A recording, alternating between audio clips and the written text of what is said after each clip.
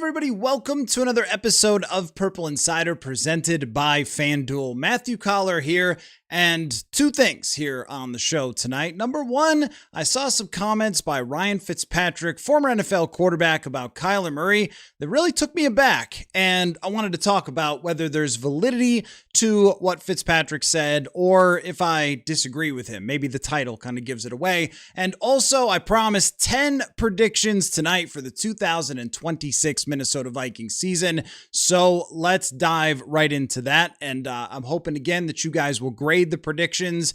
Tell me which ones you like, which ones you disagree with, which ones that you think if they happen, then X, Y, or Z will have happened. We'll get into that in just a little bit. But let's begin with what Ryan Fitzpatrick had to say on the Rich Eisen show.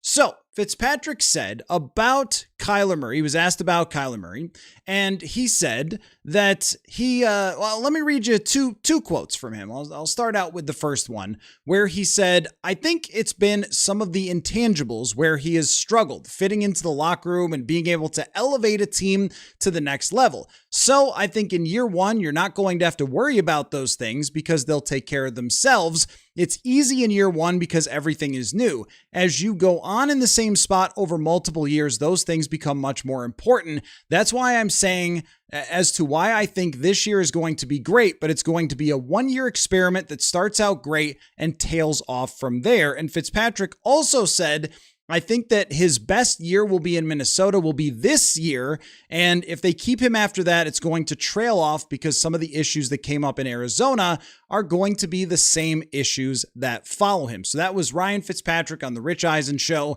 And before I get into this, I want to say there are very few people that I respect and appreciate more than Ryan Fitzpatrick. He has become an amazing analyst for Amazon and is an all-time great journeyman quarterback, maybe the greatest of journeyman quarterbacks in NFL history. His career was just incredible, going from Harvard to the NFL, fighting his way to being a starting quarterback. I was there in Buffalo when he was there, and I would write a book about his career today. So Ryan, if you see this, feel free to reach out, my friend. However, I just have to take a little bit of an issue with the way that we talk about certain quarterbacks, because when something like this comes out, there is a few words that trigger in my mind, and I bet you can guess them if you've been listening to the show long enough. Those words are seeing ghosts. When Sam Darnold was playing for the Vikings during the 2024 season, all we heard after any bad game was he's seeing ghosts. He's seeing ghosts. He's seeing ghosts. And then he fails in the playoffs. And what did we hear? Well, they've got to get rid of Sam Darnold because the guy sees ghosts. Anytime it's a big game, anytime it's a big moment, a tough defense, he just sees ghosts. And that went back to a comment that Darnold made when he was a very young quarterback playing against Bill Belichick's defense in a mic'd up moment that the broadcast probably shouldn't have even played, but everyone latched on to that one concept, that one moment, that one thing. And every time the guy failed or struggled past that, it was always, well, he can't do it because he sees ghosts. Well, as we know now, Sam Darnold did not see ghosts in the NFC Championship game when he outdueled Matthew Stafford, and he did not see ghosts in the Super Bowl when his team beat the New England Patriots. There are so many quarterbacks over the years that are labeled with certain things until they win, and then we just forget that we labeled them all together. I can think of Peyton Manning when he was coming up in the NFL and he failed in the playoffs and he threw his offensive line under the bus after a playoff game. And it was the label of Peyton Manning. He's a choker. He can't win in the playoffs. He can't win the big one. He's just a great regular season quarterback. But there are people who are watching the show now who are not old enough to even remember that. And they just think of Peyton Manning as the all-time great quarterback because once he won and was given Super Bowl MVP, it all just disappeared into the ether and we never talked about it again. And I think the same goes for a lot of narratives with quarterbacks. And I want to give Fitzpatrick this. I mean, he's as dialed in to the NFL as anybody. He knows people, I'm sure, in all 32 cities. And I don't doubt that things have been said or that he's talked to people or that he's heard things about Kyler Murray's time in Arizona. But here's what I want to say. Well, no, number one, yeah, we can focus on Arizona, like not exactly the most stellar franchise. And Fitzpatrick himself played for the St. Louis Rams when they were a mess, the Cincinnati Bengals when things weren't so good. I can't exactly say that it was pristine in Buffalo when he was there either. But, this happens fairly often with quarterbacks in their early years when they are anointed as the chosen one and things don't work out. And then there are clashes, right? And with Kyler Murray early in his career, now he did have relative success. The 2020 was a good season for him. 2021 was his breakout season. People talked about him as a potential MVP. And then after he signed his contract, his play regressed severely the following season in 2022. So I think a lot of people just connected the dots of, Kyler got paid, so he doesn't care anymore. Now, that would be ignoring the team quality. That would be ignoring maybe the coaching, which had run the same offense for several seasons and was maybe kind of figured out. But that doesn't absolve Kyler Murray from the things that happened then. When you don't win, there is tension. And there may be things that were done or said behind the scenes that stick with people, or the way that a young quarterback potentially acted after being sort of held up as you were the Heisman, you were a offensive player, offensive rookie of the year, you were anointed like the franchise quarterback, you got this huge contract. Does everybody handle that in the most perfect way as a young quarterback? Probably not, right? And I was thinking of some other examples of this, right? Baker Mayfield is probably the one that comes to mind the most. Played for a disastrous franchise. They gave him a contract. It didn't work out. I think they gave him a contract, right, with Baker. But things didn't work out with Baker Mayfield and the Browns after they had some success. Then they fell off. The expectations were set, and then they declined after that. And what happened? Butting heads, blaming each other, pointing fingers. Is he really, the leader that you want in your franchise? Is he the type of person that you want to lead your team? Here's how he acted. And on the way out, a lot of people are happy to pour dirt on the grave, right? This is happening with Jaylen Brown in the NBA right now. As soon as he gets traded, it's, he thought he was smarter than everybody else, even though they had won a championship with him. And it was probably more about the contract anyway. But it's like, let's put some stuff out there to kind of lighten the blow of, the franchise quarterback, Baker Mayfield or Kyler Murray. This was once upon a time with Carson Wentz.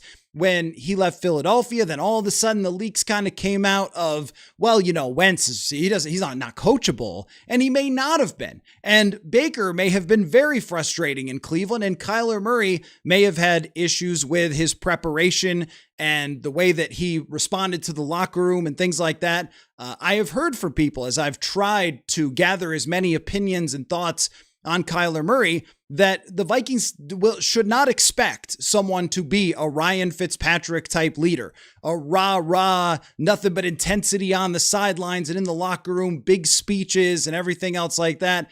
That is not what you're going to get. Out at minicamp, I didn't see that many high fives and jumping into guys celebrating good passes.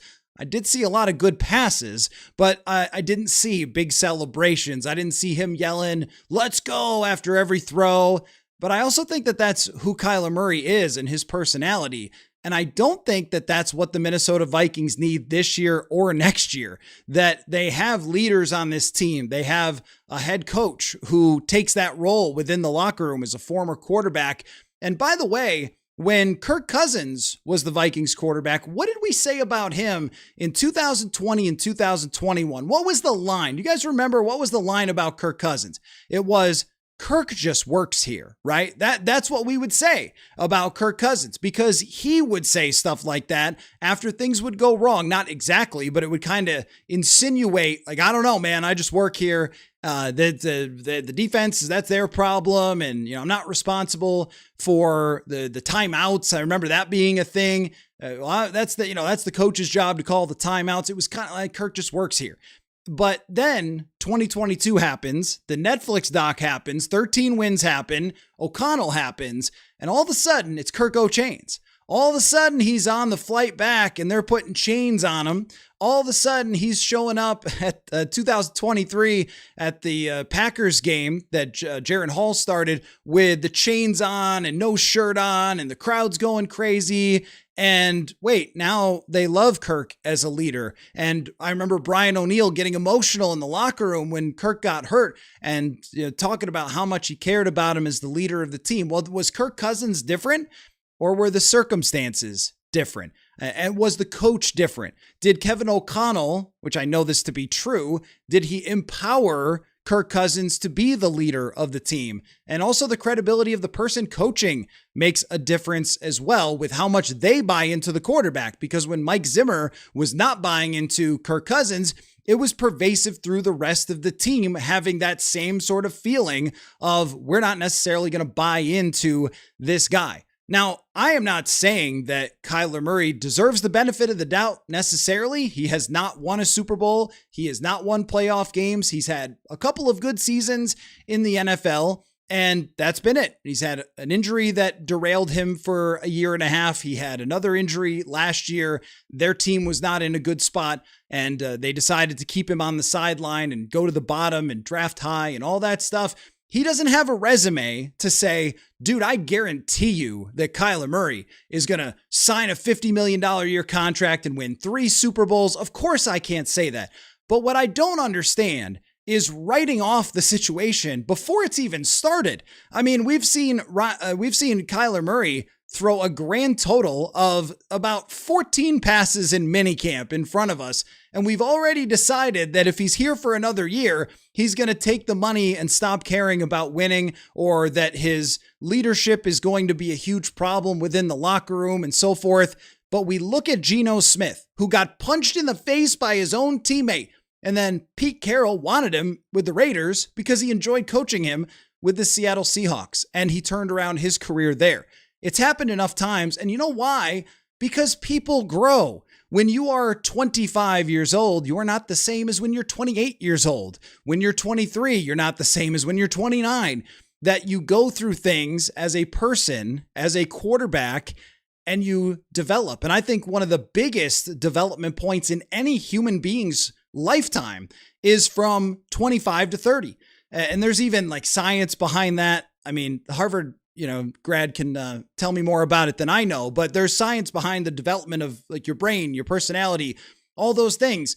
And we see a lot of sports where the best years of an NFL player or baseball player, hockey player, the best years of their career are usually 26 to 30, where their physical peak matches up with their mental and emotional peak.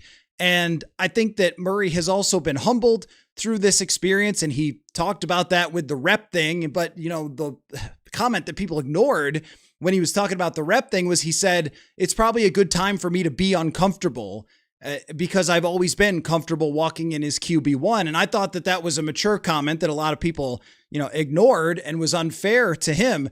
But I think we're going to hear a lot of this with Kyler Murray. We're going to hear a lot of, well, this is what I heard about him years ago. This is my perception of him. And that is going to be the reality regardless. I mean, this sounds like they shouldn't even play the season. They're always going to be fine for one season. And, if you pay him, then you could just shut down your franchise. Well, why don't we let it happen first? I understand where it's coming from. I understand things that happened in Arizona have carried along with Kyler. But I think at the same point that coming to a franchise with a completely different reputation, completely different leadership, with the fact that you have Justin Jefferson, who are the other offensive leaders on the Arizona Cardinals? James Conner, but that's it. Like a good, really good running back. And that's it, right? I mean, Trey McBride, of course. Is it Justin Jefferson? Is it Brian O'Neill? Is it longtime captains of this team? Is Jonathan Gannon Kevin O'Connell when it comes to leadership and empowerment of his players? I'm not so sure that you can say that. So what I'd like the world to do, and it won't because this is how everything works, I would like the world to let's see how it plays out. Because guaranteeing somebody that you don't even know is going to act in a certain way a year from now, to me is... I just don't think that it's a take that makes a whole heck of a lot of sense. And as we go forward, into the future, and I'm sure it's rooted in things that happened, is where this opinion comes from, but it also, is not just Kyler when we look at the history of this whole thing. And Josh Weinfuss of ESPN was on this show and told me that the main reason that stuff was put out there about Kyler, not doing enough preparation and everything else, was because Steve Keim, of course, a great general manager, right? Steve Keim, because other people have named him GM, right? Since then, they just scooped him right up. No, that didn't happen. Okay. So because he was upset with the way that the contract negotiations had gone and felt like they got raked over the coals by Kyler Murray's agent. Now, if you want to say that could be concerning if he has a good year, that's going to happen again, okay, I could buy into that. But guaranteeing that a guy many years later, after all of that went down in Arizona, is going to not be enough of a leader for them, not work out with the locker room or whatever. And I also just think that some of that stuff the narrative fills in itself after we know the results. If Joe Burrow, who is a quiet guy, kind of mysterious, if you ever watch his press conferences, he talks in kind of little comments that you're like, what's he really trying to say type of thing. He doesn't do a whole lot of national media interviews, sit downs, big looks into Joe Burrow. Well, the reason no one cares is because Joe Burrow took his team to a Super Bowl. That's why no one cares. If it wasn't like that, then people would probably question Joe Burrow. Why isn't he talking more? Why isn't he more outgoing? Why is he so quiet in his press conferences? But he took his team to a Super Bowl, and we just, he's just interesting. That's what it really is. He's just very interesting. And I guess that's what frustrates me the most, is that we label somebody, we pigeonhole them, and this is what you are, and this is how we'll always think of you until you win, then we'll never talk about it again. And I'll give you a great example of that. Karl Anthony Towns. When Karl Anthony Towns was here after every playoff game, and some of it was right, you would hear the national broadcasters, everybody else, and the fans, and local, I can't just say it's national people, it was, Karl's not good enough. Karl can't win. Karl's a choker. Karl disappears in all the biggest moments because he's too soft and he's too weak. And it was part of his perception because he is not a guy that looks like he's going to go fight Mike Tyson. He doesn't act that way. He's friendly. He's, like outgoing, but not like, this rah-rah, I'm going to fight everybody, Kobe Bryant face kind of thing. That's not who Karl is. Well, he's a champion now. Because of what? Because he got the right circumstance, and I guarantee you, because he matured as a person. He may have not been ready for some of the spotlights that he was thrown into in Minnesota. He may have not been ready to be Jimmy Butler's teammate. He may have not been ready for some of that stuff, and then later he was. So I think we should give people at least an opportunity. You would think in some ways when they talk about Kyler Murray that he, stabbed someone in the face. The way that it's talked about with him and the teammates in Arizona. And even recently, Trey McBride had an opportunity to toss Kyler under the bus or throw out there, literally because he was on Bussin' with the Boys, or throw out there a little bit of a jab at Kyler, or even just sort of ignore the question. And Trey McBride in the interview with them kind of went out of his way to say, we didn't really see the evidence of any of the narratives that people throw out there with him, and talked about how fun it was to play with him because he could throw from lots of different angles because he played baseball. Like, it really depends on who you talk to, right? When it comes to something like that, because when a team doesn't win, there's a lot of the finger pointing, and just keep going back to Kirk. With Kirk, teammates were not too happy with Kirk Cousins in 2018 when they lost. 2019, go inside the locker room after he takes them to a game-winning drive and ask people about Kirk. Then after they lost the next week, ask people about Kirk. Ask him in 2020. Ask him in 2022. It's very different answers depending on, are we winning? So the Vikings have some of the best leaders in the entire world on their team. And I do agree that the quarterback needs to be a leader in some way. But I think leading by your performance in this instance, when it's not a bunch of young guys, and it won't be next year, who need to have someone really guide them. They need someone to throw the ball. And they need someone to scramble for first downs, make plays, and win games. That's what they need. So whether this turns out to be right or not, I don't even know if we'll get to a point where there's going to be another contract or not, but whether this turns out to be right or not, I think is going to be entirely dictated by whether it works or not. If he succeeds, if he thrives, and they sign him to an extension and he continues to be good, it'll all go away. And we'll say, wow, man, Kevin O'Connell's done it again. He's turned around another guy. When really it was just probably not even that different. It was probably just the success that shaped the narrative. And the same, Ryan knows himself.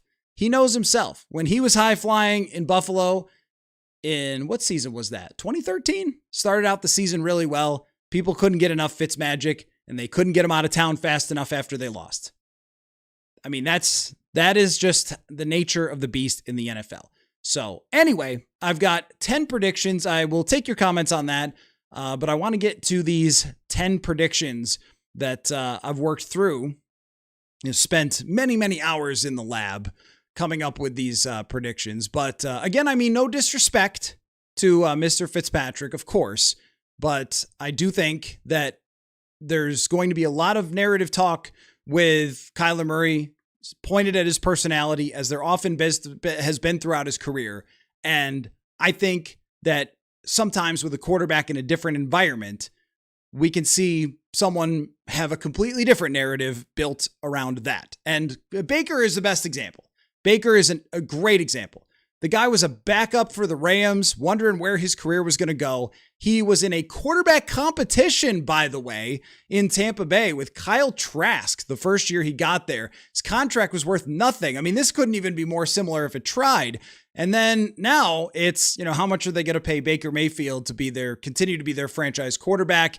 He won them a playoff game. He's had them at the top of the league in offense in 2024.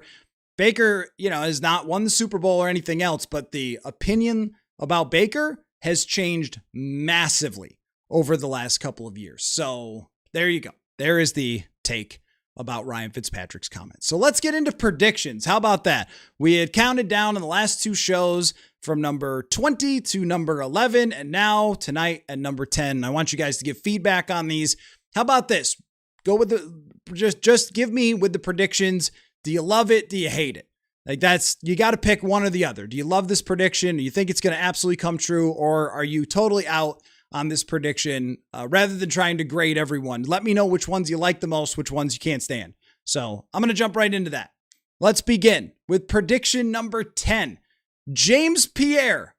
You woke up this morning not knowing that you needed a James Pierre prediction for the Minnesota Vikings, but here you are with a James Pierre prediction. So my 10th prediction, counting down to number 1, is that James Pierre will play 550 snaps and be the underrated hero of the Vikings defense, 3 picks, 75 PFF grade, and folks will know the name James Pierre. But here's why. First, he's a guy that's developed over a number of years from being a special teamer to a legitimate starting caliber player for the Pittsburgh Steelers. And I think with the Vikings having a safety situation that's in flux, that they are going to need another cornerback to play more nickel, more 3 cornerback situations than they've played before. Because if they don't love how Jay Ward is playing, if they don't love how Theo Jackson is playing, then you're going to end up with just needing 2 safeties and playing potentially 3 corners. It might be your best grouping to have Byron Murphy Jr., Isaiah Rodgers, and Pierre on the field, and maybe bump inside Byron Murphy Jr., who's been a really good nickel corner throughout his career. And every year it seems like Brian Flores says, I would love to get Byron Murphy playing in the nickel a little bit more this year. And then they, stay with the big nickel and Josh Metellus there. But now things are a little different, at least as of this moment, with Harrison Smith not on the team. And even though I did predict that he's going to come back in week 10, I think they'll need James Pierre a lot. Plus, Byron Murphy Jr. and Isaiah Rodgers stayed completely healthy last year. That is really hard to do over an entire season. So if either one of them gets banged up, this is your next man up. And I think that he is going to be up to the challenge and be a big player for the Vikings this year. Prediction number 9 is Dallas Turner. Now, I know he had 8 sacks last year, so I'm predicting 8.5 sacks for this year, but I'm calling it a step forward, and I'm predicting 54 quarterback pressures. There is a reason that I picked 8.5 sacks and 54 quarterback pressures. That is because These are the numbers of the 25th best outside linebacker, edge rusher, defensive end in the NFL last year. That the 25th best had around 8.5 to 9 sacks, around 54 pressures. And I think that that's where Dallas Turner will be. Projecting him to be an instant megastar who gets 15 sacks and is being talked about with Myles Garrett and Max Crosby or maybe the next Von Miller or something, I think that that's a little aggressive for somebody's first year as a full-time starter. But I also think that we've seen a lot of lightning from Dallas Turner to pick up those 8 sacks. And 54 pressures would mean pretty consistently getting after the quarterback. But I could also see certain matchups just not really working for him, being a little bit inconsistent at times, being kind of washed out of some plays at times, maybe facing top-notch left tackles and not getting the most out of it, but having other weeks where he's in the backfield all the time, very exciting, having a good year. This would represent a step forward into him being a starting caliber player, top 25 at his position, with the potential to continue to grow. But I didn't want to go because it's not bold predictions. These are the ones I'm trying to get right. So that's, you got to make that clear that these are the ones that I'm actually thinking that I can get correct. And with Turner, if you're trying to get it correct on him, I think if you predict that he's not up for the challenge, you're probably going to be wrong. And if you predict that he's going to get 15 sacks, that seems like a little bit of a lofty place to begin. So this right here, 25th best player at the outside linebacker, edge rusher position, I think is a good bar to set for Turner. And if he's that good, then they're going to be very happy with him. I mean, there's how many edge rushers in the league when you include rotational guys? 90, 100 guys get more than 500 snaps a year probably. If you're in the top quarter of those guys, that would be a big win for the Minnesota Vikings. So Dallas Turner, a good season with the arrow up going forward. And we'll consider him as one of those foundational players. All right, next prediction is number 8. The overall defense, I decided I'm going to go with 12th is where I think that they will rank at the end of the 2026 season because, well, Brian Flores is a genius. There's no doubt about that. And we've seen that clearly over the last couple of years, going from one of the worst defenses in the NFL to even when they have a tough year last year, they are still top 5 in a lot of metrics, top 7 in a lot of metrics. I think they'll still be very, very good, but without Harrison Smith and without experience on the defensive line, I think there will just be more moments. There will be more moments where they have to get into shootouts. I also think if Kyler Murray is your starting quarterback, you will be playing in those types of games a little bit more, whether it's turnovers that he's going to have or whether if you're getting beaten, he can bring you back like Kirk Cousins did so many times for the Vikings when their defenses were poor from 2020 to 2022. He was able to keep them in those games. He was able to give them a shot, a final drive at the end. I think Murray can do a lot of the same stuff, but that could result in more back and forth and a higher point total. I think it will also take some time for the defensive tackle position to settle itself, for the safety position to settle itself. And when we look at depth across the defense, there's some depth at safety. There's some interesting players on the D-line and outside linebacker, but not too many guys that have a lot of experience. And the linebacker position also, I think, is better with Jake Golday there for depth. Corner is a little better with James Pierre, but still, you are always a couple injuries away from having someone on the field that you don't want playing 50 to 70 plays in a game. So I think that combined with the NFC North, we have to remember how difficult the NFC North is. That just facing 3 really good quarterbacks in the NFC North, and then you are going against Josh Allen, you are going against Drake May. Like those things could factor into a little bit tougher of a season for the defense. I'm not going to predict that a Brian Flores defense goes below 15th or 16th, but I do think this is much more like 2023 where there's some guys that are playing that are learning on the fly, unlike last year when it was pretty much veteran players at every single position. Prediction number 7 is that Will Reichard is going to be awesome again. 92% of his field goals, leading the NFL in scoring. And I'm going to throw this out there that he hits 4-game winners and makes All-Pro. Will Reichard is the best kicker I've ever seen in my life. Truly. I mean, Brandon Aubrey is great. Will Reichert is just unbelievable. And he was unbelievable even before they allowed the kickers to mess with the footballs, which allowed for a lot more 60-yard field goals last year. And we saw Reichert was deadly from 50 plus last season. Unless a wire gets in the way, then he's problematic. But he was last year arguably the best kicker in the entire NFL. Cameron Dicker also had a case for that. Could have been all-pro easily. And I think this year he gets to that point where he even takes another step forward and is a weapon for the Vikings. And when you have an offense that will have some flaws, I mean, you don't have Adrian Peterson in the backfield, and you do have a quarterback that has a tendency to have ups and downs, but you can even that out with scoring drives where you only have to get to the 40-yard line and then you're getting points. And this could be something that benefits Kyler Murray greatly. And one of the funniest, I mean, it's sad because it's funny, stats about Kyler in Arizona. Mike Sando was on this show a few months ago, and he said that when you added up the special teams and the defense, that no quarterback had been more let down by his helpers from the defense and special teams than Kyler Murray. And I remember looking up where Murray's special teams were from during his career, and they were like 27th or something. He hasn't had good special teams either or anything else with the Arizona Cardinals. Well, he's going to have it with Will Reichert this year, and I might even say he could be talked about as the team MVP. I think that's how important he's going to be to their team this year. I'm being a little facetious, but I actually think that might end up being a discussion because they're going to need him a lot. I'm predicting a lot of close games for this team. Back to that world of every game you're gripping your chair. That's what I think we're going to have happening with Kyler Murray. All right. Prediction number 6, Kevin O'Connell's run game cracks the top 15 in total yards and ends up 10th in EPA. That's right. Jumps from dead last in run plays on 3rd and 4th down and short into the top 10. And here's why, in part, because a scramble is going to be a run. So Kyler Murray on those 3rd and shorts, if he runs for a first down, that's going to count as a run play. When we look at run pass ratio, well, scrambles are runs.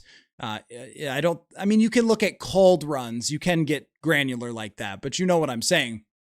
So I think that the 3rd and 4th and short stuff is going to be much more successful because I was looking at how Kyler performed in those situations. And yes, I know I'm also predicting him to be the starting quarterback here, but I think that's not bold. But Kyler was very successful in 3rd and 4th and short type of situations. Where he was not successful at all was 3rd and long. So I think that if they have a new analytics guy as their assistant GM who is worth his salt, he's going to make that observation that Kyler Murray has been very good in those 3rd and 4th and short situations. Scrambling, he's really good at. And then leaning more into Jordan Mason, correcting some of the issues of the past. And Mason and the offensive line and the run scheme are going to make Kevin O'Connell believe in it. Make this man believe in the run game, and they will vastly improve on the ground. This is probably the boldest prediction that I've made in the entire group based on O'Connell's history. But when you look at it,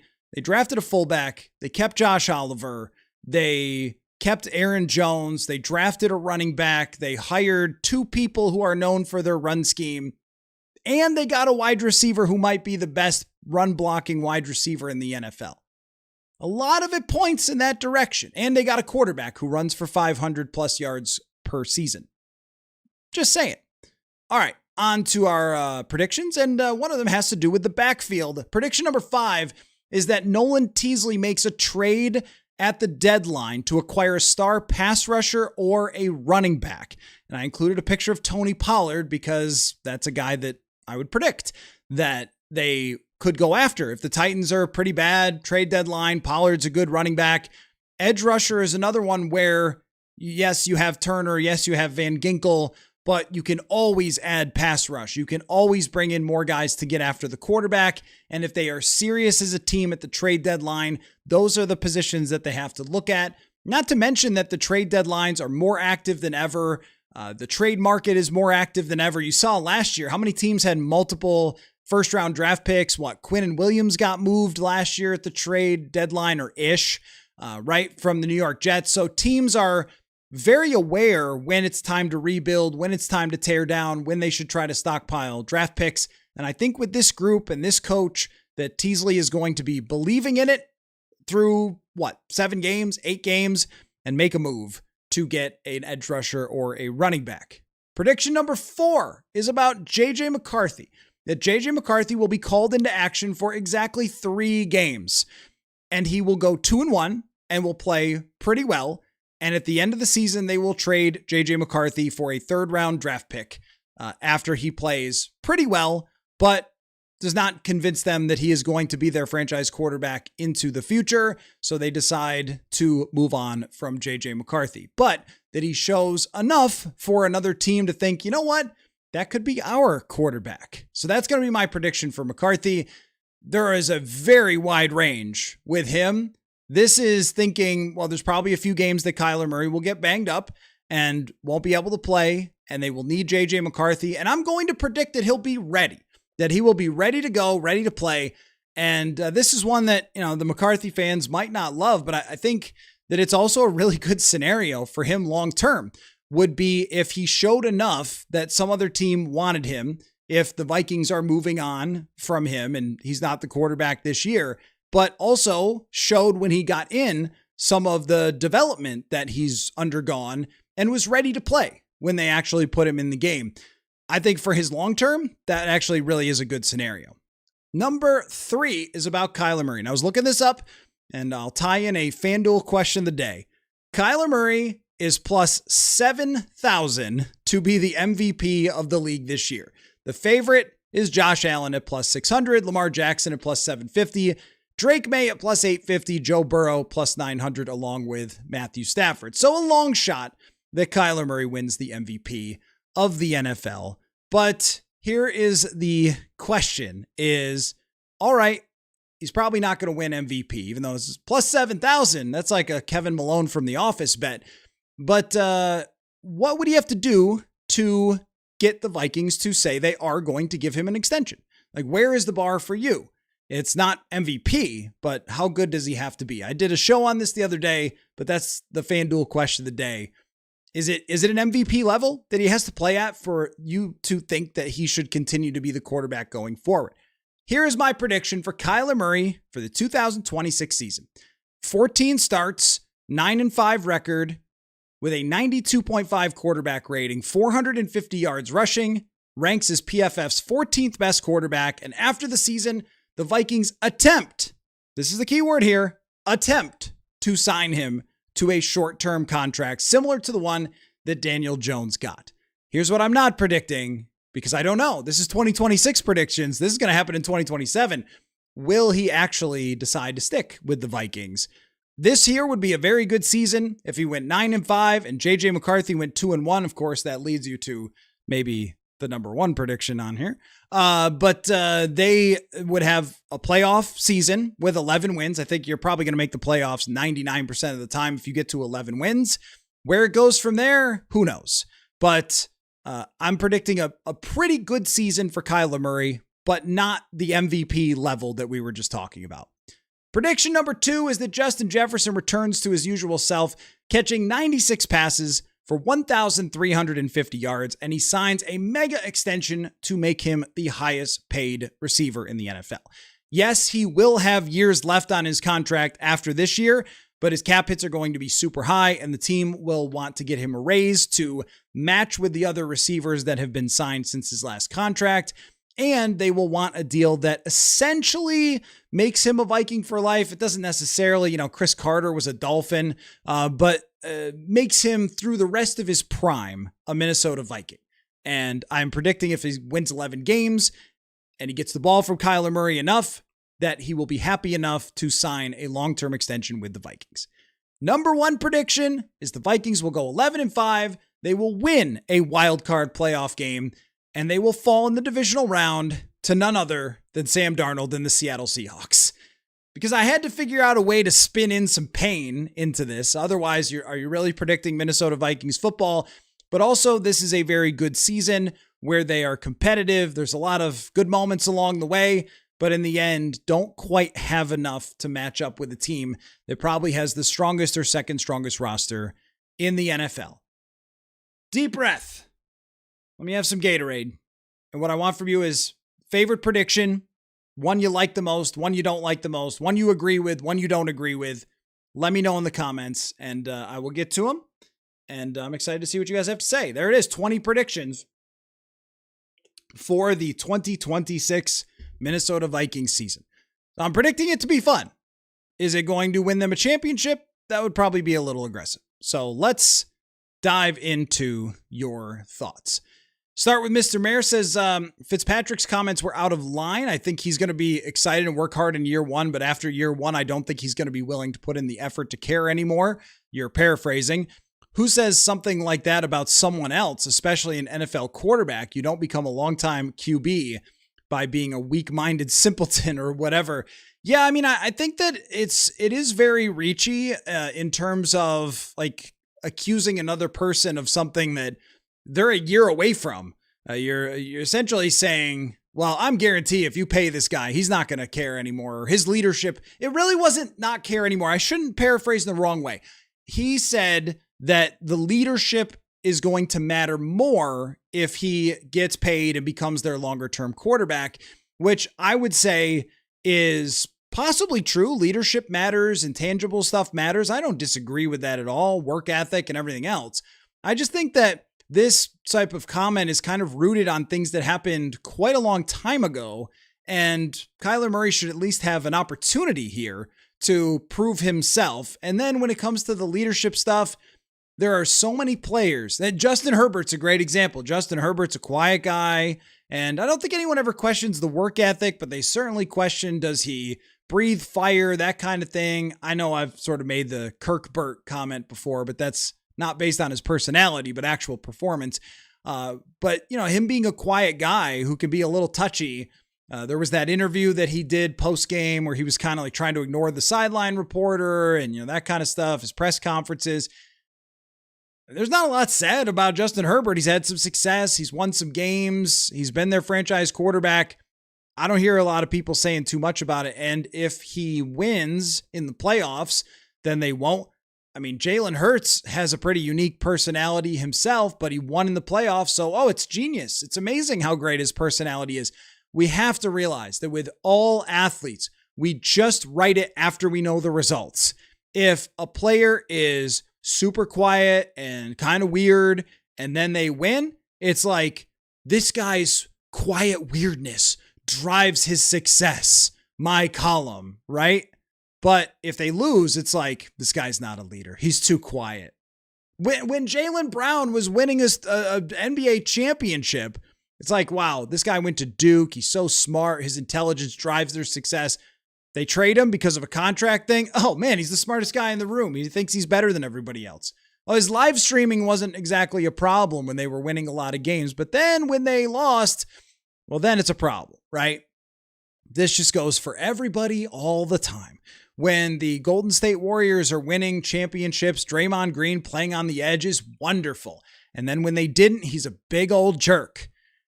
Dennis Rodman, same sort of thing. In Chicago, loved. In San Antonio, hated. Why would that be? Different guy? No. It's just entirely based on whether he won or not. You could come with a million examples. Beaver's best friend. It's been hot in Minnesota. Yes, close to 100 in Virginia. That's where my brother lives. So hopefully he's all right down there. They got AC. It'll be all right. Bob says, I watched a video earlier that said Wentz will start. Wentz might get a start. I don't think that he's going to be starting, but Carson Wentz is a good example of this. When he left Philadelphia and it didn't work out, everyone said Wentz is uncoachable. He's a big old jerk face. And yet into his 30s, he was a backup quarterback on a team that went to a Super Bowl. I thought he handled last year great for the Vikings. Came in, learned the offense, got the ball to Jefferson, won him a couple games. It wasn't perfect. It was ugly as hell, but I mean, he was ready to go, right? Prepared, coachable. They brought him back. They loved him. In Philadelphia, they say he was a jerk. I don't know. What could be the difference? I don't know, that maybe they were frustrated because they didn't win. And then they didn't like his contract situation. What is the commonality between all these things, right? That doesn't mean no one's a jerk. It doesn't mean Kyler is the most easy to get along with person of all time. He's actually the best personality. I'm not saying that. It's that if he runs around and makes plays and makes throws and finds Justin Jefferson for 1,400 yards and they win 11 games and they win a playoff game, you will not hear, oh man, if they pay this guy, like they are in so much trouble. You're not going to hear that. You won't hear that a single time if that is the case. Jim says, why would a young man, Murray, not want to be better every year in his prime? If Kyler navigates this team to a 12 regular season wins, he will ball out harder than ever. Well, that's the thing, right? I mean, if Murray goes to a place where he is comfortable, wanted, supported, all those things, and they decide to give him a contract extension, they win 11 games. I don't know. It's just like, isn't that what you want? Like, isn't that what you would have been hoping for in Arizona? But things didn't work out. You didn't feel supported by the front office that was at odds with you and your agent, or maybe the coach that one of the Arizona podcasters, Alex Clancy, who does a great job for Locked On, he called Cliff Kingsbury on this show a glorified gym teacher because he just said that he didn't really coach hard enough. Like we've seen from Ben Johnson with Caleb Williams in Chicago, that early in Kyler Murray's career, this is what I mean, is that early in his career, he comes in, he's the anointed one. He's following Josh Rosen. So anything is wonderful after that, if you're an Arizona Cardinals fan. And then once the contract comes, the team falls apart. Remember, there was more stringent salary cap situations. Michael Bidwell is not exactly the biggest spender, et cetera, right? And the team, and people don't want to go to Arizona as free agents.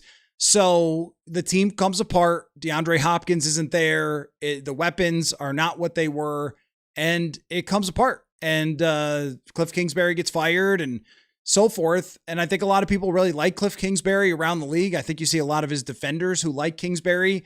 So you kind of get this thing that was built up. That doesn't mean there's not truth to all rumors. Like there is. I'm sure that there is about what went down there. But that doesn't mean that it has to be that way here. People change, people grow, situations are different, coaches are different, circumstances. I don't like the idea of just pigeonholing someone as you are this and only this forever. You'll never be anything else. I mean, I remember when the Ravens drafted, I think, Lamar Jackson, and Joe Flacco was just like, I'm not helping that guy, and acted like a big old jerk. And there was a situation where Lamar Jackson was wide open to throw him a touchdown and Flacco wouldn't throw it to him. Just like, I'm not throwing a touchdown to that guy. Flacco is now a great journeyman, backup quarterback. Like egos change, people grow. That's all I mean. Like, I don't know how it's going to play out with this year or next week or the first week of training camp. Who knows, right? McCarthy could win the job. I have no idea what's going to happen next. But I do think that declaring right now how someone's going to act a year from now is just not really fair at all to Kyler Murray. Like, can we give him a chance to throw a single pass first? Dan, I like Kyler Murray at $2 million. Don't like him at 45 to 50. You know, there's a good chance that Nolan Teasley will agree with you on that. All GMs want their quarterback to be on a rookie contract. And well, that could be a part of it, right? In terms of the narrative, right? I mean, if Kyler Murray gets paid 45, 50 million and they can't build the team around him, but there is a big difference now between signing someone to a $45 million deal than there was 5 years ago. When Kyler signed his first contract, teams were not doing a lot of the same stuff that they're doing now. And there was a world where it was either you pay your guy $50 to $60 million or you let them go.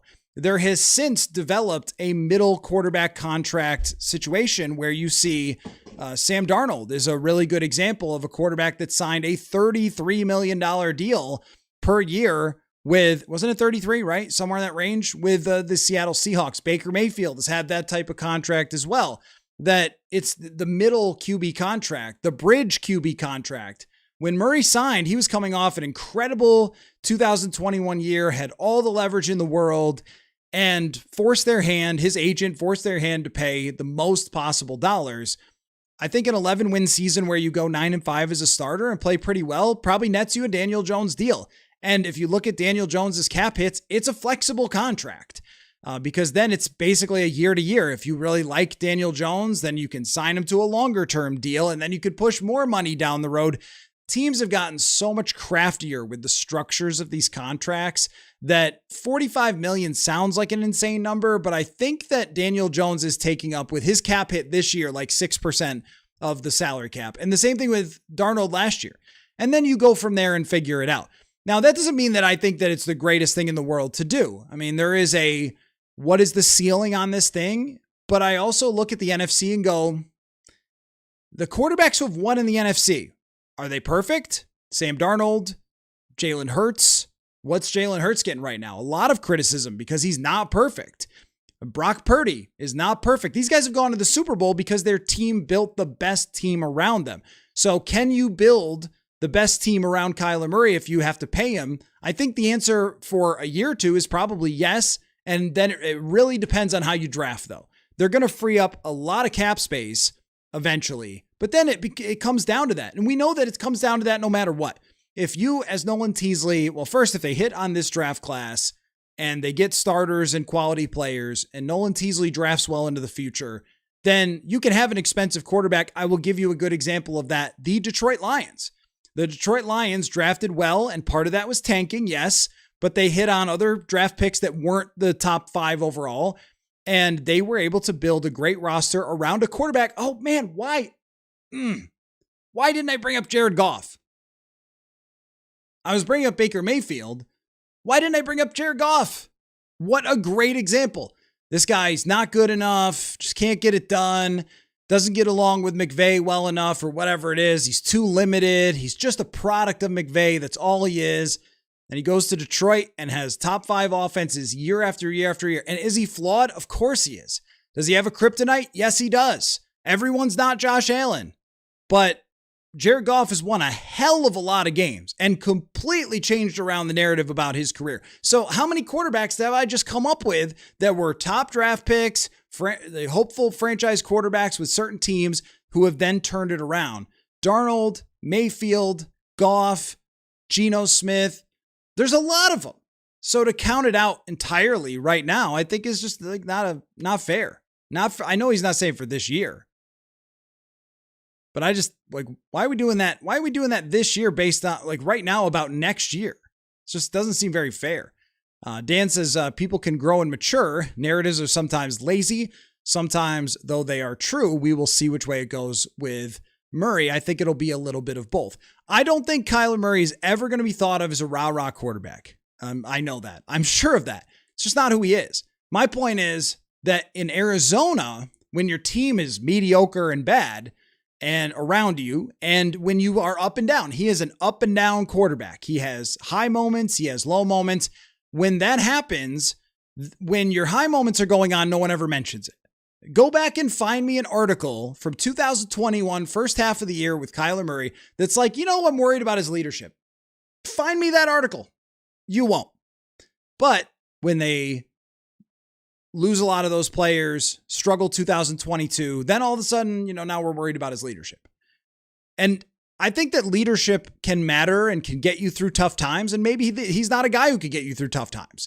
Maybe he's not a guy that can fight you through a losing streak on the back of his sheer will and his leadership and his speeches that he could give inside the locker room. But I also think, man, and I know Fitzpatrick is the ultimate leader and he embodied that. The teammates loved him, would lay down in front of the railroad tracks for him, that kind of thing. Like that's how much Ryan Fitzpatrick was loved. So there might be a little bit of projection there of like, that was one of his best traits and it's not Kyler's, but Kyler's is throwing the football and scrambling and making plays, right? So if you're doing those things, that's the best way to push your team through hard times is to just make plays and be good. But the up and down nature is what, for a lot of these quarterbacks, I mean, this is Jordan Love is up and down at times. Every quarterback who has peaks and valleys, Kirk was the same way. Like you're going to get this. You're going to get a lot of criticism because their lows are going to be low. Rob says, how can a quarterback have a 67% completion rate without knowing the plays or where the wide receivers are supposed to be? I think that early on with Cliff Kingsbury, I don't just think this is what I've heard. It's what I've been told. And Josh Weinfuss said a lot of this on the show, that Cliff Kingsbury came in and implemented a lot of college offense stuff for Kyler Murray. And what ended up happening was teams figured it out and it got stale. And that's where they had some of the ups and downs for Murray. And even with last year and Cliff Kingsbury's in Washington, he's kind of the hero for a little while and then he gets fired by Washington because the league tends to figure a lot of his stuff out, or at least that's what it seems like with Cliff Kingsbury. But in terms of his performance, you're right. I mean, if you watch him play in 2024, I haven't gone back to 2021 or 22 because I just thought it's too long ago. I only want to watch his last 22 games, which is what I've watched from 2024 to 2025. And there are some games where it's just not happening. They're getting after him. If they get in his face, he struggles. But there's a lot of games where he's running everything at the line of scrimmage the same way that any other NFL quarterback does, where it's motions, pre-snap stuff, lining guys up, throwing on time, exactly, knowing where wide receivers are. So the idea that he was unprepared, may have been true early in his career. He may, I was watching a thing with Michael Vick where he said, hey, early in my career, I wasn't watching a whole lot of tape because I just knew that I could just drop back, scramble, make plays, and succeed. It happens. I think that Caleb Williams did the same thing in his first year. I think he thought he could come into the NFL. Yeah, sure, I'll know the plays, whatever, but I'll just make something happen. And then Ben Johnson was like, no. And I think that that moment came with Kyler Murray, with Drew Petzing and Jonathan Gannon in 2024. It's just that their team wasn't that good.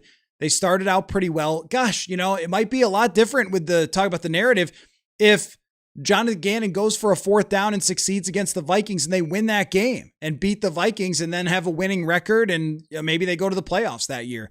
Like these things just live on such just razor thin margins. So Axton says, everybody seems in too much of a hurry to find the next Peyton Manning. It's kind of a sign of the times. Well, that's why football is so interesting in part is because everyone can have an opinion on a quarterback. And if they have not won yet, there's always going to be this, can they really do it? Is it, should they sign him? Should they pay him? Are they good enough to really win?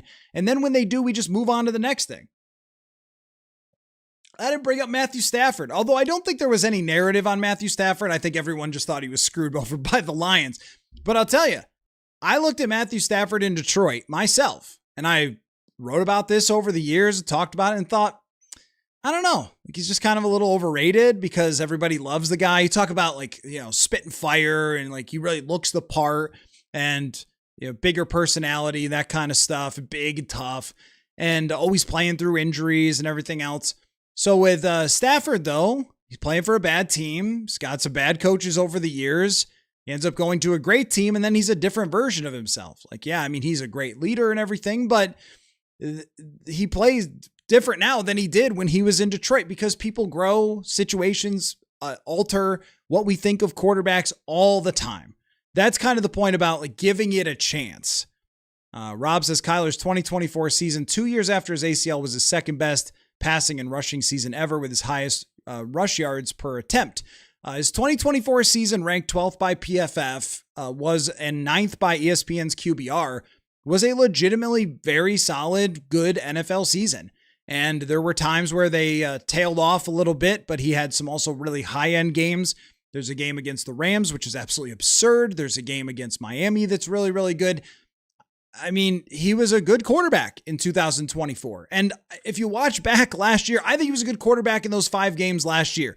His grade by PFF wasn't as high, and his yards per attempt was lower, but you figure out why when you're watching. The 2024 offensive line was pretty good. The 2025 offensive line was not. Their running game was a real struggle. The receiving was a struggle. But he played the last 22 games of Kyler Murray, he's played good football. Has it been amazing? No, I don't think so. But it was still good. Axton, you're kind of making my point for me in a lot of ways where you said, Karl Anthony Towns is a great player, but the X factor that won the Knicks the championship was Brunson. Without Brunson, there's no championship. I don't disagree with you at all, but isn't that the point? Is that when he was with the Wolves, Jalen Brunson wasn't there to step up and go win them a game. Karl Anthony Towns had an incredible playoff run. Like his statistics across the board are typical, amazing Karl Anthony Towns stats. He wasn't that different in the playoffs for the Knicks than he was as a Minnesota Timberwolf, but there were other great players. The matchups were favorable for the Knicks at times, and the system was right for them. They rotated a lot, but they had this superstar with the magnetism. And by the way, they went to the Western Conference final, the last time that Karl was a Wolf. So even Anthony Edwards sort of showed that narrative wasn't exactly right. If Karl Anthony Towns is your best and only star, you're not going to win that much, which is probably true for Kyler Murray. If your best star is Kyler Murray and he's out on an island and he's trying his absolute best and that's it, right? And he needs nothing else around him, whatever, they're not going to make the playoffs. It's just not going to be a playoff team if Kyler has nothing else around him. But if Kyler Murray has the best receiver in the league, a very good wide receiver 2, a very good wide receiver 3, an above average offensive line, a coach that is known for motivating and reaching quarterbacks and players, maybe not named McCarthy, but we'll see. Is it different? I guess that's the question. And he might drive us crazy. I think he will at times. I think he'll drive, KOC crazy at times with the way that he plays and his style and everything else. It lends itself to being up and down. But if you compare the two situations, it's crazy different between the Vikings from the coaching on down and what he's had recently in Arizona. The last roster that he had that was like this was in 2021 for his best season. So Dan says, everything you're saying is fair. I think the one key difference from Burrow to Murray is that you do see the fire from Burrow on the field. Kyler is very chill, for better and optically worse. There are times where he shows some of that, but you're right. I mean, he is not the type of personality. I mean, Justin Jefferson said he's very chill. And I don't think that that's the archetype for quarterbacks at any level. That's what makes Kyler a unique personality. But if you're going to tell me, I just think it's dubious. If you're going to tell me that he can play really well, and you look at how hard he works on his body, and if he's prepared with the offense, and he's throwing it, and he's scrambling, and he's making plays, and he's playing on time at least enough, and then making plays when he has to, and all those things. If all those things are coming together, Jefferson's getting the ball, the offensive line is blocking for him, he's getting it to Hawkinson to check down to keep the sticks moving, he's scrambling on 3rd and 5 for a first down.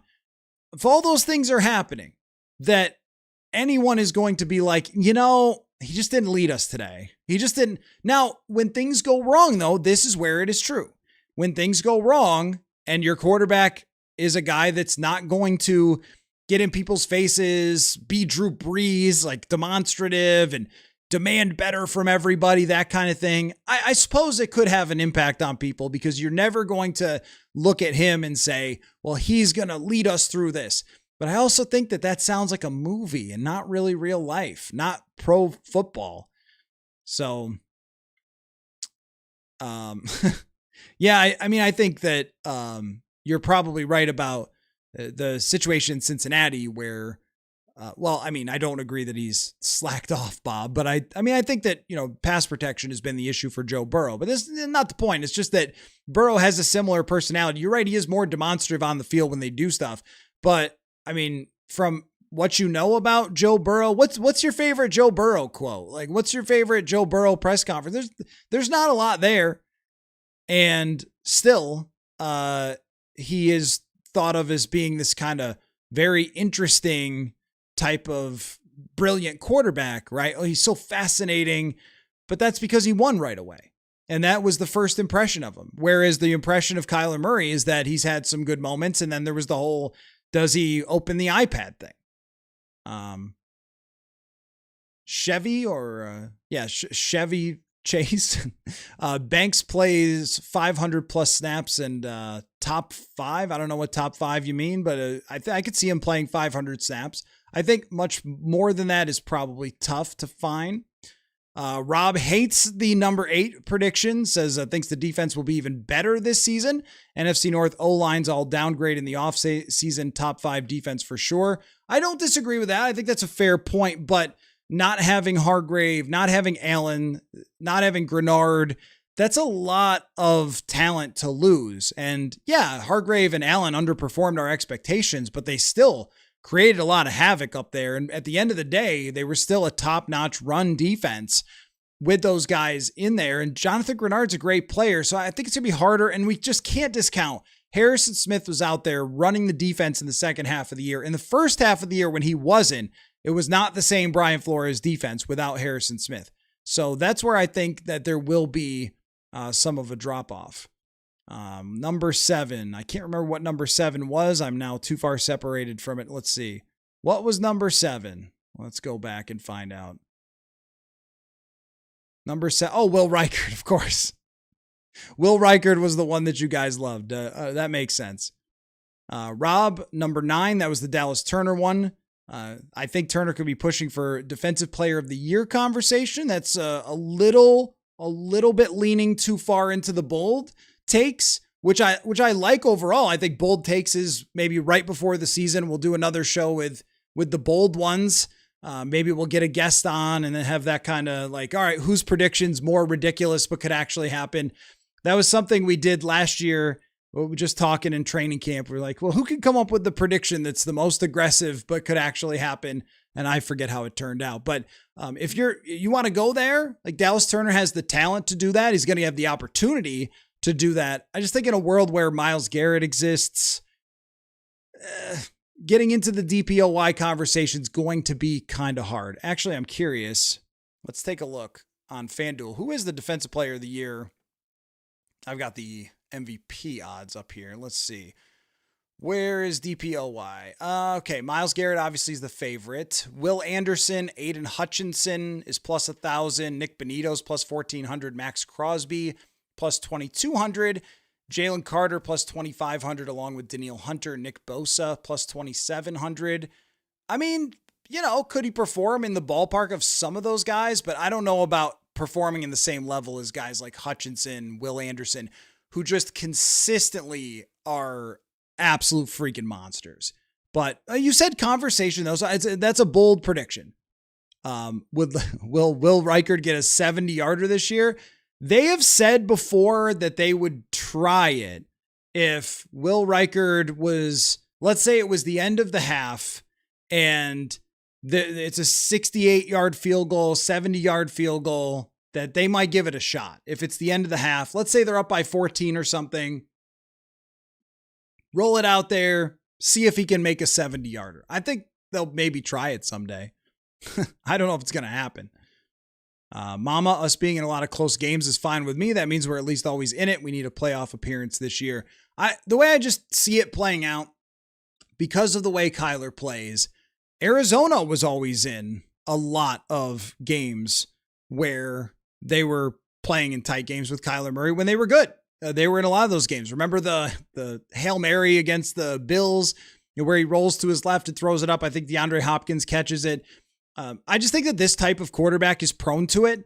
I think Dak Prescott is like this, where it feels like Dak Prescott is always in these kind of crazy games where he's throwing for 340, but his team is kind of down and he's coming back and, trying to come through in the clutch and stuff like that. Like there's quarterback, and Kirk is definitely one of those guys that the way that they play lends itself to a lot of tight games. And I think Kyler is one of them. So that's kind of why I'm throwing that out there. Rob, loving the projection for the offensive line should be better. Kyler averaging 600 yards rushing and 6 touchdowns per season, could be top 5. I mean, Murray is, since, what did I look at? Since 2023, he is one of the best in terms of expected points added with scrambling still. So it hasn't really changed all that much. And I do agree that the offensive line should be better. Matt says Flores has avoided having his defense be figured out for the most part. Do you think that's the case this year again? I think that Harrison Smith is a big part of that. I really do. And last year we were having that conversation before Harry came back and before Flores made some adjustments of like, if teams figured out that you can just sort of attack the middle of the field, Justin Herbert had the huge game against him and it kind of felt like they were figuring some things out to some extent. And then all of a sudden they made a change coming out of the bye week. And it was like, nope, they're not figuring it out. This is crazy.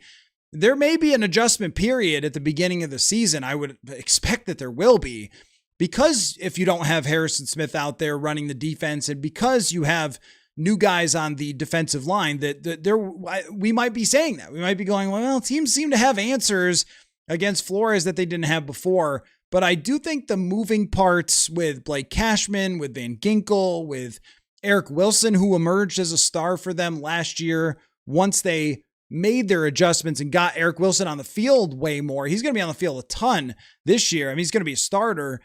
So I think once they figured those things out with the versatile players, and Metellus will still be out there, that figuring out Flores completely is probably impossible, but a lot of things too are dictated by your personnel. And when you have Harrison Smith out there, who is the master of deception, master of the late adjustment in the clock with the quarterback trying to make an adjustment to make a change, a check, whatever else. But they do have 9 games at US Bank Stadium this year and only 7 on the road and then the 1 neutral site. I think that's an advantage for Brian Flores. So, I don't at all want to say that the defense is going to be bad. I just think there will be more of a period of time where you're figuring out, all right, well, who is supposed to play where, what kind of role, what kind of situation. And then if there's any injuries, they're going to have some guys out there, at least as of things are right now on the roster, that will be weaknesses. There's no way around that unless they make some big changes. Chevy says a 70-yard field goal in Mexico. Yeah, I don't know what the elevation is there, but it's crazy, right? Isn't it crazy? Dan, I think predicting them as 12 is more of a bold prediction than a safer one. And which one, in which way do you mean?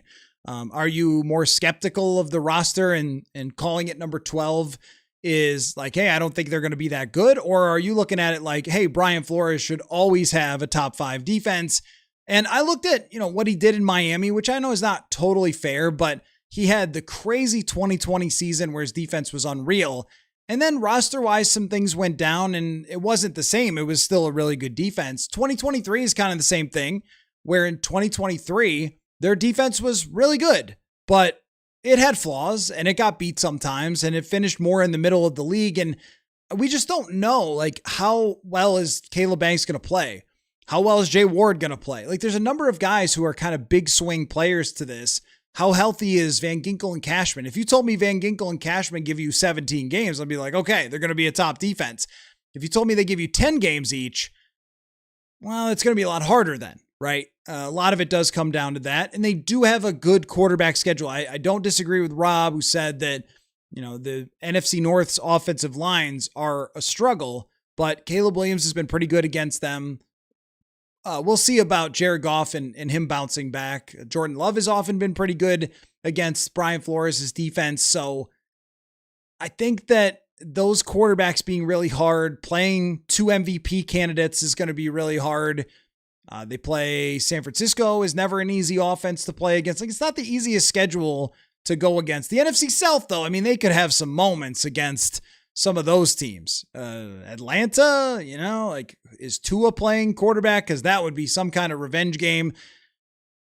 Carolina, can Bryce Young deal with this defense and the blitzes and stuff that they send against him? So there will be opportunities. Tyler Shuck is a young quarterback. There will be opportunities, but there's also a lot of really good quarterbacks on this schedule for the Vikings. That kind of matters as well. Rob, number 5, agree trading away McCarthy, but acquire someone for sure. We'll see on the trading away McCarthy. I mean, I just look at it like if, you're thinking about at the deadline. Well, I don't know about trading McCarthy at the deadline, because if everything's going okay for behind the scenes and he's developing and he's kind of putting his head to the grindstone and accepting what happened and so forth, if that's how it goes, and you get to the deadline and someone says, hey, we'll give you a 3rd round pick for McCarthy, I think you want to say, hey, I don't know, because you could still trade him after the season. He's still under contract. You don't have to do it right away. And you also might need him. I mean, if Murray gets you to 9-5 and then gets hurt, and you're like, dang, we're a really good team, we need a quarterback, you at least know you can bring in someone who knows the offense, has won some games for you before, might be a little more volatile, but you could put him in and give you a chance. So I don't know if I'd want to do it then, but after the season. When you're talking about acquiring someone at the deadline, though, in general, that is all going to depend on how good they are out of the gate. The beginning of their season does open up some opportunity to get up on the NFC North, show yourself right away as a potential contender and then make a case for a trade. Jim is agreeing with an edge rusher. Dan, Will's field goal percentage is insane if you omit the last half of his rookie year when he hurt his leg. I know. I mean, it's absolutely nuts how good this guy is. He is a savant. I think he's the best kicker in the entire league and the most trustworthy kicker. And if you have that, and that is part of, last year where it's like, well, some things went really well. The kicking and punting went really well for the Vikings. We'll see on the punting, but the kicking I don't think is going to slump and could be the thing that gets them ultimately into the playoffs. Do they have the same level of kicking everywhere as this and 9 games indoors in Minnesota? So I think all that helps. Rob, are you talking about prediction number 4, which I'm trying to remember what it was. That must have been McCarthy. He said plays in the preseason garbage time only, but earns a day 2 pick in a trade. So you're all in on trading McCarthy. But Jim is viewing it differently, like hoping for that outcome where he plays and goes 2-1 and then gets a chance somewhere else. I mean, I certainly think he's got a chance for that. Dan, a no to Tony Pollard, rather go to Tajay Spears, or is that how it's pronounced? I like Tony Pollard. I think he's really good. I think he's played for a really bad team. Chevy play 13 games. Oh, you're talking about Murray. 13 plus games, 10 wins, 4,000 yards season, 2 playoff wins. That would be insane for Kyler Murray if he did that. That would be way above his ever performance before, but so was Sam Darnold. I don't know. It's not impossible. Rob is going with Murray starting all 17 games. He did start 30 in a row. When you hear people say, well, he's injury prone, it's like, well, 30 starts in a row, so it's not like it's impossible. We'll start all 17 games. They rest him week 18. And so I guess he'd start 16 games. I think Kyler will be in the top 5 in MVP conversation. Well, you're all in on this, Rob. Vikes fan, unfortunately, says, how do they do in week 18? Well, it depends on whether week 18 matters. I mean, the Packers last year didn't need to play week 18. That could always happen. It's kind of why I don't love the divisional game. I wish the divisional games were not including week 18. I wish that was week 15, 16, 17, and then week 18 was a random opponent. I would prefer that. I get the concept of having them meet a lot, and it's fine to backload them, but I don't like meaningless division games where you're just playing for nothing. So you'd rather put them a little bit farther in the schedule. I'll talk to Raj about it. I call him Raj. Chevy losing to Darnold in the NFC Championship game. Rob, the first one, you're thinking that they're the number 1 seed because the NFC West and East will cannibalize themselves. That's possible. They didn't last year when it came to the Rams and the Seahawks and the 49ers. They were still all 3 really good teams. But when you're talking about like this Vikings team, you're very, very high on it. I think I am a little more skeptical of what the highest end of it is, the highest possible projection. I mean, in 2024, they brought in a lot of veteran talent. This year, it's a lot more counting on players that haven't played a lot before. Now, on the offensive side, it's veteran players. There's almost no one, in fact, who's inexperienced, but the defensive side is a lot of reaching for, hopefully this guy does this, hopefully that guy. That's what they're looking at it as. They're hoping that the defensive tackles can shine. They're hoping that Dallas Turner is ready. They're hoping that Jay Ward and Theo Jackson step up. They're hoping Metellus takes the spot. But does it all always come together like that? I don't know. I mean, we'll see. Jim thinks that the Vikings will outperform the projections. I mean, 11 wins is a pretty darn good season, I think. Mr. Mayor, 15-2 is the most logical projection. Yeah. You're right. Yeah, you're right that they had a 13-4 season and then a disappointment and then a 14-3. I see what you're saying. And now it's got to be a 15-2. Dan says, what if one of the wins is a playoff game for McCarthy? Well, that would make things interesting for sure. I mean, what about that? Like the NFL throws us so many different scenarios. It's crazy.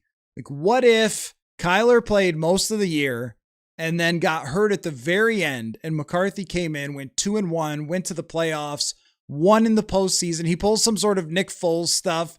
Then what do? You just probably go with JJ the following season if he looked great, even if it was a small sample size. If Murray was like 9-5 and then got hurt for the year, and McCarthy came in, won a playoff game, and played really well, I mean, a lot of it would be judging the process rather than just the result. It'd be, is he throwing it better? Is he in much more command of the offense? This is why my point is about McCarthy that, hey man, like, don't give up. Don't throw your hands up and be mad, because you've still got a halfway decent chance to be on the field at some point. Bob, we make a deep playoff run every 10 years or so. It's true. And I was going through this the other night, like how so many of them have been kind of in the back half of the decade. So here we are, back half of the decade. It's time. Yes, Brosmer did win a game with 5 net yards or whatever it was. So you're right. QB wins doesn't always tell the story for McCarthy, but the idea, I included in the prediction that he would play okay. Mr. Maris is not sure how much we should continue caring about the quarterback contract as much anymore. I think we've proven that the secret to winning is linked closer to drafting than free agency. Well, I totally agree with you. And if we go through the playoff teams last year, how many of them have paid their quarterback? The Philadelphia Eagles pay their quarterback. The Packers, the Bears have not, of course. The Rams did. The Seahawks did. The 49ers did. Who am I missing? So, I mean, that's 5. Am I forgetting one? Oh, yeah, Bryce Young is the other one. So 5 out of the 7 NFC teams that were in the playoffs, their quarterbacks have contracts. But the way that they've managed their rosters and their quarterback contracts, it's just the world is changing when it comes to that salary cap and how you manage the contracts and everything. It doesn't mean it's not restrictive, because it is. And it's been restrictive to the Bills. It's been restrictive to Kansas City. But there's also another group of teams that have quarterbacks under very manageable contracts. That is what, if it existed, think about this. If it existed with Kirk, instead of him getting the most guaranteed money in history and have this unmovable anchor of a short-term, fully guaranteed contract that you can't mess with at all, let's say Kirk instead in 2018 had the modern style of contract where it was like 5 years, but the first 3 years have pretty low cap hits. There's 3 void years at the end, which they started using later on to lower his cap hits kind of after it was too late. But they started doing it when KOC and Kwesi got here, where they did put some void years at the end. But imagine that was at 2018 where they had done that and created more cap space to add to that roster, 2018, 2019, and then into 2020 and 2021, maybe restructure it, whatever else it might be.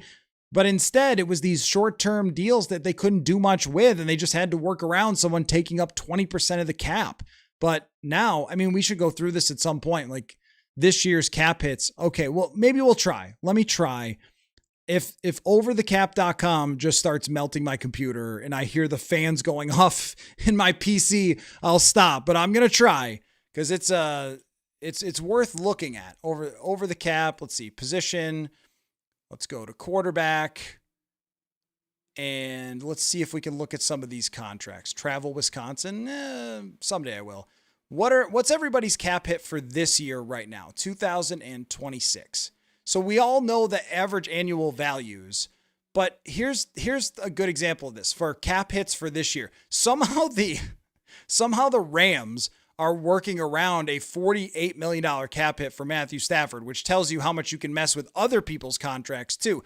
There are only 5 quarterbacks in the entire league making over $40 million on the cap this year. And quarterbacks like Brock Purdy, who's got a big contract, $23 million cap hit. Jalen Hurts, 31. Lamar Jackson, 34. Daniel Jones this year is $19 million. Now, yes, do these have repercussions to doing this? It definitely does. And if you look at Jalen Hurts' contract, it's ludicrous. This thing has void years until 2035. So you don't always want to do that. And these cap hits will never happen. But if you look at what his average annual value is versus these cap hits, it never gets past $42 million. This year, Jalen Hurts will make up 10% of the cap. Let's go look at Kirk Cousins in his prime and see what percent. So this year, 10% of the cap. Can we need history. Can we get the percentage of the cap? Yes, we can. Kirk was making up 17% of the cap, 15% of the cap, 15% of the cap. And his last year, when they started doing stuff like this, it was only 9.2%. But that just shows you how much things have changed, where you have a top quarterback Super Bowl champion whose cap hit last year was $13 million and it was 5.2% of the cap. This just shows you how things have adjusted. And what was Darnold last year when he won the Super Bowl? Darnold last year, 4.7% of the cap.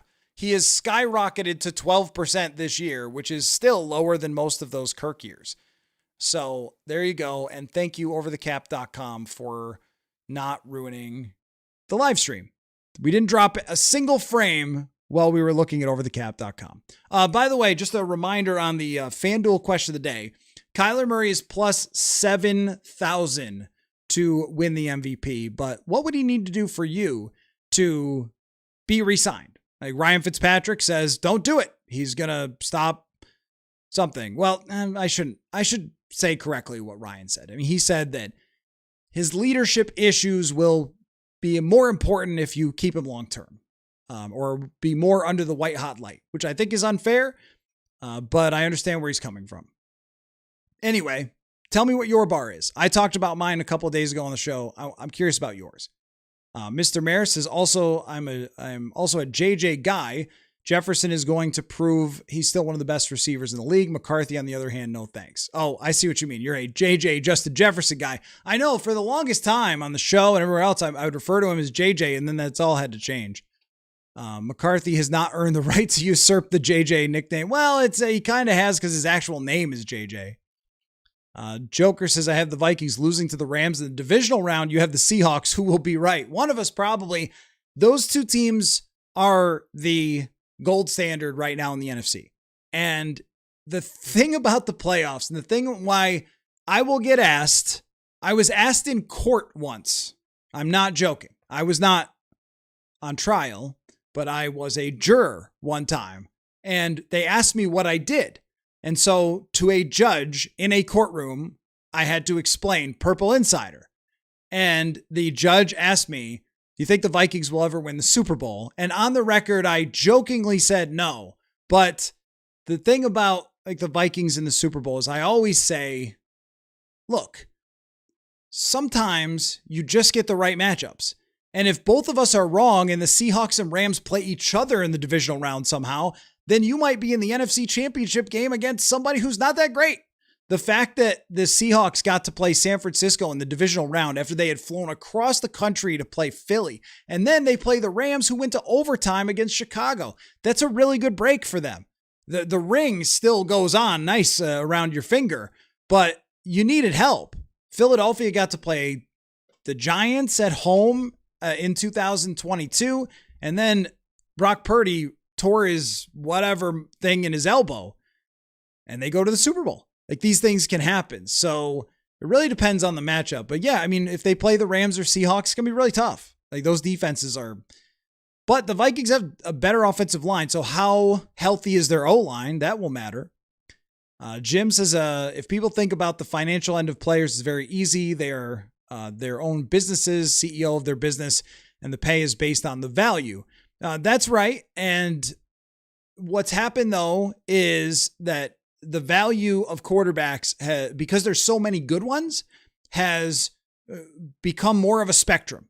It was basically either nothing or $50 million. And those are the only two choices. But that's why I was trying to demonstrate the tomfoolery that you could do with contracts now with quarterbacks. If Kyler Murray next year, his first year of his contract, was 4.7% of the salary cap like Sam Darnold's was last year, the Vikings will be fine in building around him. And then, yeah, maybe it goes up after that. But, I mean, if that's the case, then it's not that hard to work around in the short term. In the long term, yeah, there are repercussions with the void years and everything else. But if you're picking a 30-something, well, what is he going to be, 29 next year into 30? Like, if that's where you're at, then you're all in trying to win. if Kyler Murray sticks around. If you win enough this year, then hey, like you're trying to go for it every single year while he's your quarterback. So you're going to do what it takes with the salary cap to make that happen. If you want to completely rebuild after this year because you're not that happy with it, well, then you're not going to keep Kyler Murray and you're going to try again some other time with some other quarterback who gets let go. Mr. Mayor, does anyone else keep seeing, screen flashes? I don't know. Yeah. I'm not sure. Not sure if that's what's happening. The screen flashes, Mr. Mayor? Oh. Axton, sorry if that's happening to you guys, if it's a internet glitch or something. I haven't checked. I'll have to go back and look. Axton, if Kyler Murray starts, plays well, and wins a playoff game or two, will the Vikings re-sign him or will he choose to go elsewhere? So with Kyler, it's always hard to get a beat on him. Like what he's going to be thinking, what he wants and all that. There was rumors out there that he was talking about maybe going to another team and being a backup for a year or something, but really it kind of read as he was already examining the landscape for 2027. So he might just be out to take the biggest contract. He's already made a lot of money in his career, though. I've got to think that if it's a comfortable situation for him here, that he would want to be here. I think the Vikings will want to re-sign him if he has a good year because in the NFC right now, all the quarterbacks are so close. I looked at this, that I came up with, I think 11 of the 16 quarterbacks had been in the top 10 at least once by PFF over the last 5 years. So that's like 75% of the NFC has a quarterback who's been in the top 10 within the last 5 years. So if you're there, if you have the baseline, then you could build the rest of the team and they have the coaching to do it, on defense. Joker says, we said I could see it working with Darnold. Then he threw for 4,300 yards and 35 touchdowns and apparently wasn't enough. We're saying this should work with Murray. He's been good before. Time for greatness. Maybe. It's all, to me, comes down to how well can you smooth out Kyler Murray's rough edges? Because what he's had in him, in his DNA from day one, Texas high school football, is he's been a guy that wants to scramble around and make plays and put it on his back. And can he kind of buy into the idea that if you just play point guard, I mean, this is what changed Sam Darnold's life. Darnold has said this. He went to San Francisco and he watched Brock Purdy play and the light went off. And he went, if I just play point guard, just throw the ball where it's supposed to go. Don't try to be a hero all the time. Just deliver the football on time, the way that I'm coached to do it. Not try to push it downfield every time. Not try to scramble and go crazy. Then I will win a lot more. That was what changed his career. And that's what, I mean, he still does some crazy stuff. But with Kyler Murray, can he kind of buy into that same idea? That if you just deliver the football on time, most of the time, you're going to succeed with Justin Jefferson and Jordan Addison and et cetera. Or is it going to be, well, something went wrong and now I'm going to try to do it all myself? That's what I've seen a lot on tape in Arizona. There are too many times where Kyler Murray, he's got somebody, but he's like, no, I'm going to go for, a scramble, a bigger play, maybe something downfield. Like he did check down a lot. He did throw underneath a lot, but there's too many times where it's like, no, I'm going to scramble here. I'm going to make a big play. And it turned into a mistake. So can he even out those mistakes? Mr. Mayor, what are your top 5 favorite player nicknames? Hitman is hard to beat. Seems like it's not quite as common anymore. And you get the occasional elite nickname like King Henry. Yeah, I'd have to think about that a lot. Too Tall Jones is probably one of the ones that comes to mind right away. They used to have all sorts of great ones. I'd have to think about that. I'd have to put some work into that list. But I love Hitman. Right now, there's not too many of them. You're right. In all sports, it's something that's sort of gone away. Like the Bird, Mark Fidrich, like they used to nickname guys all the time. They just don't really, even NBA players, they don't do it that much. Olivia Miles being called the Spectacle is great though, because she's got the glasses and then is a spectacle to watch. I love that nickname in the WNBA. I'll have to think about it. The best ones, the best nicknames ever. If you've got some to throw in there, like let me know. It flashes every 10 minutes. Okay, that's odd.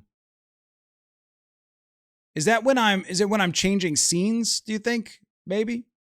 Axton says KOC's pressers have become increasingly philosophical. Is he the NFL's Aristotle?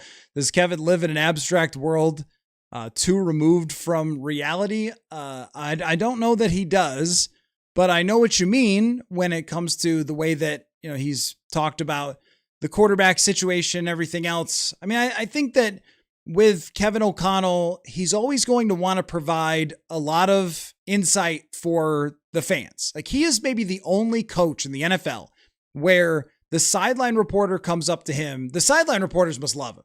They come up to him at the end of the half and they say, Kevin, what happened to the offense in that half?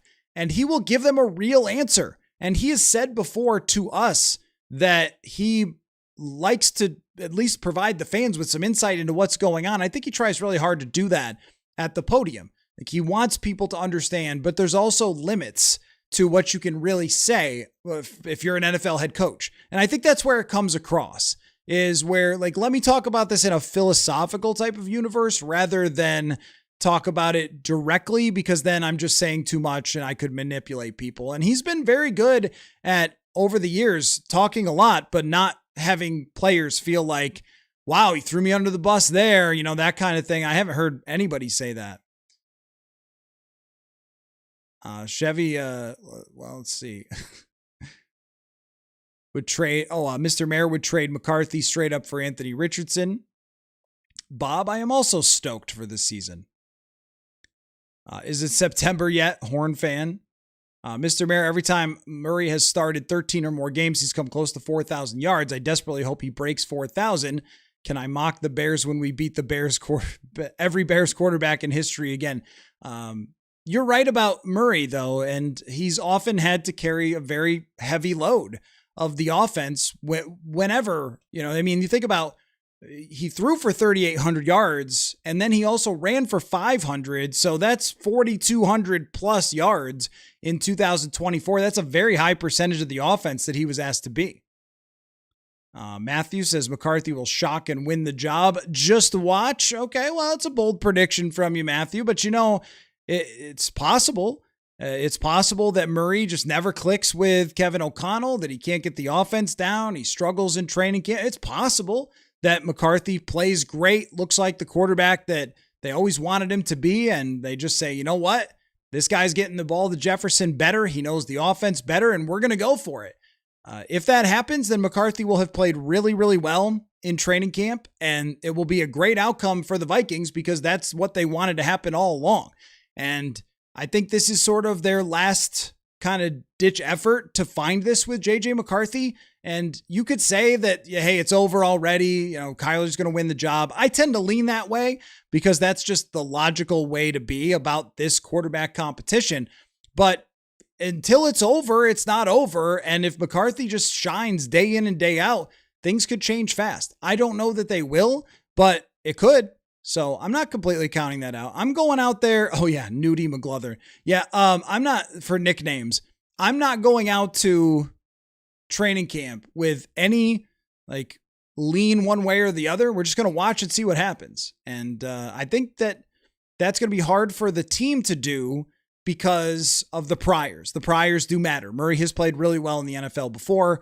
JJ McCarthy has not. But if things start to turn, we could see this get really interesting midway into the summer and McCarthy make his case. Horn fans says QB play will be better than 32nd and the defense will probably fall to the top 5, maybe even top 10. Yeah, I know. That's the hard part, right? It's kind of like baseball analytics people used to talk about this with aligning hitting and pitching at the same time. It kind of feels like that, where of course the quarterback play is going to be better this year than it was last year, but it's also a little bit hard to see the Vikings being a top 5 defense unless Caleb Banks is amazing. Axton, tired of living in the middle of the pack year after year. If we don't win 2 playoff games, everybody tank next year. Well, we know the tanking thing's not going to happen, but the rebuilding thing could be very real. I mean, if they win 7 games and it just is a complete calamity, Nolan Teasley, man, it's your time to shine. And it's going to be a lot of stockpiling for draft picks. Like my projection is that it's going to go pretty well and they're going to be competitive and they're going to make a move at the deadline to improve the team. But if I'm completely wrong on these predictions and they start out 1-5 and it's awful, I think Nolan Teasley's the perfect guy who has nothing locked in this roster to just say, you know what? We're moving on from this guy, this guy, this guy. We're stockpiling draft picks and we're starting over again. And that could happen. Horn fan, is KOC on the hot seat after the Rossini body cam footage? I don't think so. I don't think that would change anything. NFL insiders have head coaches' phone numbers and they ask them questions. That's national NFL insiders do that. That's kind of their job, actually, is to get contact information for people in the league and then get information from those people as best as they can. So it should in no way be shocking. Now, it is shocking that a journalist, because I have not done this myself when pulled over, trying to leverage, hey, I have this person's phone number. You know the coolest phone number in my phone? I'll tell you. It's Wayne Gretzky. I have Wayne Gretzky's phone number, and I'll tell you why. Because I had him on a radio show once when I worked in Buffalo. Two of the hosts were former players. They knew somebody that knew Wayne. They got him on our show. And I got to ask him a question, which was super cool because it's Wayne Gretzky, right? And it was very nice of my co-hosts who were both former NHL players to say, hey, man, make sure you jump in, ask Wayne a question. So that was really cool. But I was the producer, so I had to make the phone call to Wayne Gretzky. I called him. He was very nice on the other side of the phone. I've always heard that about Wayne. He was very, very nice. And I wrote down his phone number and put it in my phone. I've never used it. I will never text Wayne Gretzky or ever call him.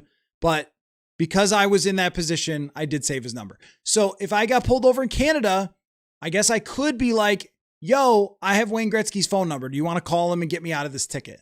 That seems like, although we're talking about ethics here, and the ethics hasn't been a great summer for some big name people in the football media for ethics, I would say. Just throw that out there. Julio, how about the Vikings trade Addison for some picks for Puka Nacua? Yeah, I don't think the Rams are going to do that. I think that the Rams are all in trying to win the Super Bowl with Puka Nacua. Although after this year, is that really a guy you want to pay? They're in a similar boat. Is that really a guy you want to pay?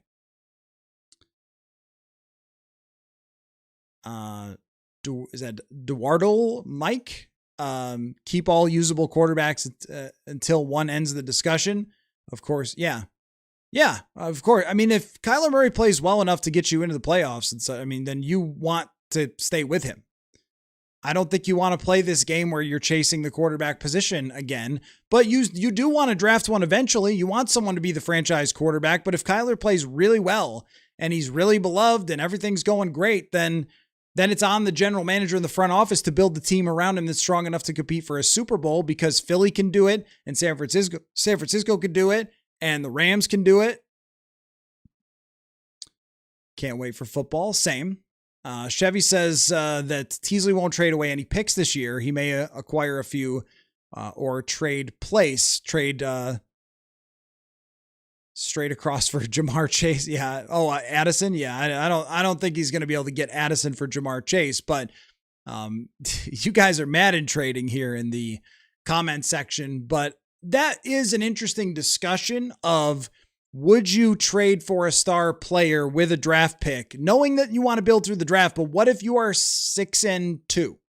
What if you're really good and this is the last year of this group and maybe it's a second round draft pick for a great pass rusher? Would you go for it? I think that they might. Julio, I want to predict that Dallas Turner is going to have a monster season, 15 plus sacks. So I went with 8.5 and having him a top 25 season at the position, but 15 is in the bold prediction. Like if you're going, and we will do this eventually, but let's go bold. Let's try to make it the most outrageous prediction and see if we can be rational about it. 15 plus is a lot, but he did get to 8 last year. If he's going to play much more in a pass rushing position with a defense that tends to get a lot of sacks, 15 is hard to get to. Mr. Mayor, I don't think all the highly touted quarterbacks in 2027 are possibly for us, no matter who the quarterback is. We had the worst quarterback in the league last year and picked at 18. Well, that's true. And the defense was good at the end of the day. The 5-game winning streak, knocked them down quite a bit. But even in 2023, after the calamity start and the calamity quarterback play, they still were not drafting that high, and they had to trade up to number 10. So you're right. It's hard for this team to get so low, but you could use other draft capital to move up. I mean, if you were picking number 16 or something and you wanted to draft a quarterback, you could get into the top 10 if you needed to. You would just have to use other draft capital. Julio, what's your thoughts on the Vikings run game this season? You think we'll be better in the last 2 years? Yeah, I do. I mean, one of my predictions was that they would end up being somewhere in the ballpark of 10th when it came to rushing EPA, that they would improve greatly on the 3rd and 4th and short type of situations. I just think they've put so much effort into it that if this year, if it doesn't happen, and I know they don't have a star running back, but this year it doesn't happen, it's going to be like, what do they got to do? Probably get a star running back, but they've got the healthier offensive line. They've improved the depth, at least at tackle. They have brought in more blocking in Max Bredesen and Juwan Jennings. They've brought in more schematic guys. It's like they've thrown a lot at this thing, and now it just has to work. Philosopher says, I think Kyler would have to do more than predicted in order to stick around. You mean if we say 14 games played, then his record would have to be like 11-3 or 12-2 to sign him. They don't want Cousins version 2. So you don't think 9-5 would do it, even if he was 14th best? I mean, I don't know. Does that get you a contract that's more of a short-term Daniel Jones deal because you know what you have? But you're right, though. I mean, I am the one that banged the drum for a long time that you don't want to get stuck in the middle with Kirk. I think it was a little different circumstances than it is now in the NFC. Aaron Rodgers was there. Drew Brees was there. So you had these great quarterbacks, and Jared Goff was playing at an elite level at that time. It was like, how are you going to beat these teams with Kirk Cousins in the playoffs? And there might be the same feeling of Kyler Murray, where, if you're 9-5 as a starter during the regular season, that's pretty good, and your numbers are fine, and you're the 14th best quarterback. Is that good enough? But you also go into complete unsure, waters again. And that's where they got burned the last time. So that's where it's, bouncing back and forth. The Red Rifle is a great one to bring up for current nicknames. Yeah, I remember that when the Chiefs tried to make Patrick Mahomes the Grim Reaper. Yikes. Joker, when is it time for the Packers to move on from LaFleur, even if he is just a scapegoat at a certain point, mutually beneficial for both parties to part ways? It really depends on what they do in the postseason. I mean, if they get 2 playoff wins this time, if they even get a playoff win and then it's a close game in the divisional round, I don't know if they'll move on from Matt LaFleur. It seems like you're really down on him. I'm less so. I think some of it has been randomness. Some of it has been injuries. Last year, do they beat Chicago if they have Micah Parsons and Tucker Kraft? Like, it matters that Seattle had every one of their star players, every single one of them. It matters that Philly had every single one of their star players in the Super Bowl. If things break right for them, then LaFleur can rewrite what people think of him. But I think that if they go 9-8 and lose as the 7 seed, then they might fire him. They might make a decision there. New Daddy-O, if Murray has a Darnold 2024 season, do we re-sign him at 40 plus? Absolutely. 4,300 yards and 35 touchdowns, or even like let's say total. Let's say he throws for 3,700 and runs for 500 more, and it totals somewhere in the ballpark of 35 touchdowns. Yeah, I mean, you're re-signing him. Absolutely. When we look back at the numbers that Sam Darnold put up in that season, it is truly shocking that he did not stick around. Truly. I've looked this up more than once. There are basically no other quarterbacks who have ever played that well that their team moved on from them. Never, because that's a very high bar to reach. So they won't make the same mistake again if he plays that well. Mr. Mayor, I hope they move on from LaFleur. Would love for them to have some loser like Urban Meyer. That's always the thing, right? It's always when a team doesn't fire a coach, and this might be O'Connell after this year if they don't overachieve versus their FanDuel expectations, which is 8.5 wins. If they don't beat the over there, the reason the Wilfs might be more patient than they were with Mike Zimmer is the culture, for one, and the fact that, if you fire him and hire someone else, You never know what you're going to get. It's like drafting a quarterback. You're just taking a guess. Every other coach except Todd Bowles that was hired the year Kevin O'Connell was hired is been fired by now. That just shows you how hard it is to get a coach that sticks around for a while. I'm name dropping. No, it was really just an example of how I would never do that. I would never try to, like, I have some people's names in my phone from being a radio producer and being a reporter over the years, but I would never say to a officer who pulled me over, "Hey, sir, I have Wayne Gretzky's phone number. You want me to call him to get me out of this ticket?" Like, what? That's just crazed behavior, although not the craziest behavior that's gone on for sure. Joker, what is it about Flores specifically that makes him so difficult for some people to work with? I think it's similar to Mike Zimmer. I think it's a very blunt way of approaching things. And Josh Metellus said this. Josh Metellus was talking about what he's told Jacoby Thomas about working with Brian Flores. And he said, listen to what he says and not how he says it, because Flores is an intense dude. When he's out there coaching, he is out there competing.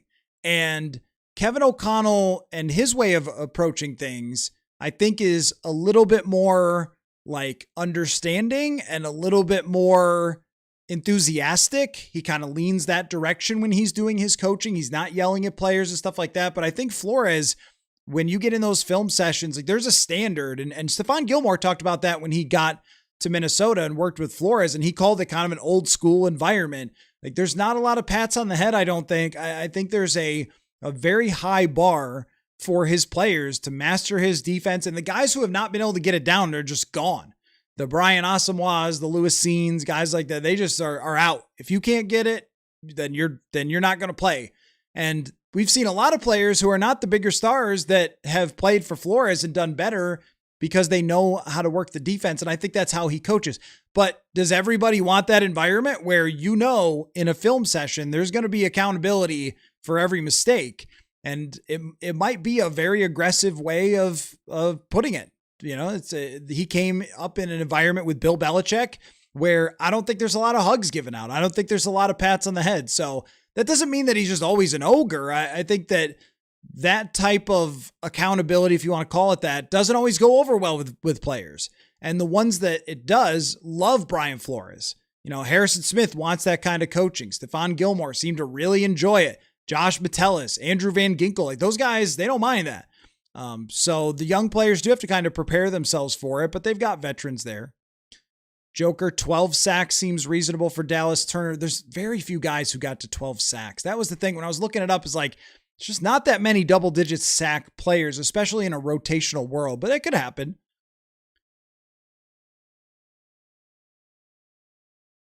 Joker, when are we getting your head coach power rank? Oh, that's a good idea for next week, maybe. Joker, LaFleur is the smallest piece of my pie chart of blame for the Packers choking, but it's the NFL, and sometimes you just need to make changes. That's true. It's a lot easier to change the coach than it is to change Jordan Love. Jim, I have Dallas Turner at below 13 sacks and above 9 sacks. Yeah, I like that. Mr. Mayor, someday Matt's going to drink too much Diet Dr. Pepper and call Wayne Gretzky and find out that he borrowed someone else's phone. Yeah, that's possible. I mean, it was 10 years ago at least. So he may have changed his phone number, but I have it in my phone, and it's a number that was once used to call Wayne Gretzky. So maybe he was at a golf course or something. I don't know. Not trying to brag. I'm just trying to make a point that, if you're in the industry like a NFL insider, you probably have coaches' numbers and stuff, right? And that doesn't mean that you use them to try to get out of tickets. That is crazy behavior. You just take your ticket and apologize and pay for it. That's wild. It's a wild story. But I don't think that it reflects badly on Kevin O'Connell. I mean, Kevin O'Connell and every other head coach in the league, and I have asked people around the NFL about this, about the relationships with national reporters and stuff.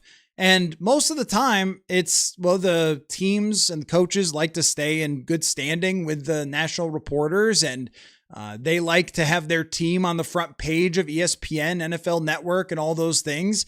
So they have relationships with these people. That's what they're paid for. That's why The Athletic hired Diana Rossini, is that over the years, she had built up a lot of relationships around the NFL, some closer than others, I would say. And so, you can text people and you can get information that you can write and inform, the public about. So, that's certainly not uncommon. There's not a million reporters running around that do that job, but, just the point being that it's not something that I think looks bad about Kevin O'Connell. Her comment about JJ McCarthy, the connection with saying, I was texting O'Connell and your quarterback is bad. It's like, well, but also think about what was happening last year.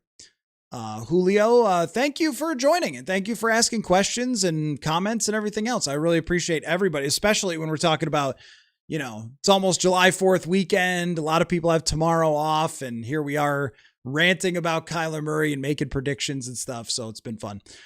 Do we want to build a quarterback? I had so bad of luck yesterday. I got a bunch of messages from people being like, dude, I've never had a quarterback on the build a player go as bad as you did last night. So let me try again. If you were not informed, or you didn't make it to all the way to the end of last night's show, this buildaplayer.com, I've been screwing around with this, and there's other websites that you guys have told me about that I'm going to try as well. There's one where you try to go 20-0.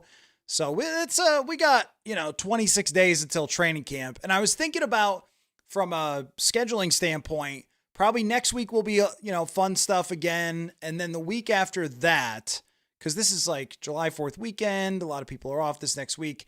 The week after that, it'll be hardcore previews. Every night will be a different position that we go through, like deep into it, deep dive on every player, guys that might make the practice squad, everything. We'll just cover everyone. But for now, we're going to play around with buildaplayer.com. And the way that this works, if you missed it, is that this website spins a wheel and you land on a team and a quarterback, and then you have to pick their skill set and try to build the perfect quarterback. Last night, I was getting quarterbacks I've never heard of. I was getting Quinn Ewers. It was ridiculous. So we're going to give it another shot here. All right. First spin for our perfect quarterback provides me with Will Levis. And you know what? That's not bad, because at least Will Levis has a top-notch skill, which would be his arm. Everything else, questionable, but I will take Will Levis's arm. I'm perfectly fine with that. Rams, Stetson Bennett. This one's a lot harder. Stetson Bennett. Legs. Do we want to go Stetson Bennett's build? Do we want to try to get a bigger quarterback? Let's go with, I don't want that pocket presence. Let's just go with his legs. We don't need the fastest quarterback in the world. Spin again. We get the Bengals. We get Joe Flacco. Okay, I can work with that. Joe Flacco's accuracy, Flacco's build. So let's get a 6'6" quarterback and Joe Flacco. I'm comfortable with that. We're doing okay. Seattle, Sam Darnold. All right. Sam Darnold's accuracy, Sam Darnold's B- leadership. I feel like that should be higher. Accuracy makes a lot of sense. Processing, getting a B+, not seeing ghosts. Let's go Sam Darnold's accuracy. I'm happy with that. Next spin is 49ers and Adrian Martinez. He's fast, isn't he? But we already got Stetson Bennett's legs. Okay, we got to do something with Adrian Martinez's skill. I think we're going to have to respin here. I don't know what I could do with that. Let's respin and get Brock Purdy. Beautiful. Processing or vision or playmaking or pocket presence. All these are good. What should we process? Let's go with Brock Purdy's processing. All right. Next spin gives us the Eagles and Tanner McKee. I can't use build for this one. Let's try a respin and we get Andy Dalton. Ugh, that's what I use my respin on, Andy Dalton. Let's go leadership for Andy Dalton's a C+. All right, now we're out of respins. Drake May, beautiful. I've got vision, pocket presence, and playmaking. Let's go. His pocket presence is probably a little overrated there.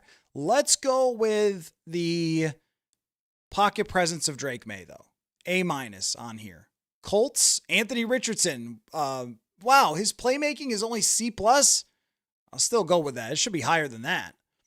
And our last one is Quinn Ewers again somehow. And I guess we're going with Quinn Ewers' vision. So our overall quarterback is an 83. I'm comfortable with that. I feel like I got a lot of really good skills here. I got a A- arm in Will Levis. I got an A- processing in Brock Purdy. My quarterback is big and has Sam Darnold's touch. So let's simulate the season. Our fictional quarterback will play for the Eagles. Come on, we should win. We should win. All right, simulating the season. This is a playoff team, 11-6. Okay. Let's get into the playoffs. We're playing the Seahawks. Great.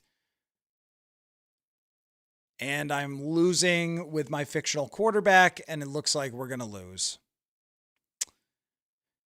All right. Well,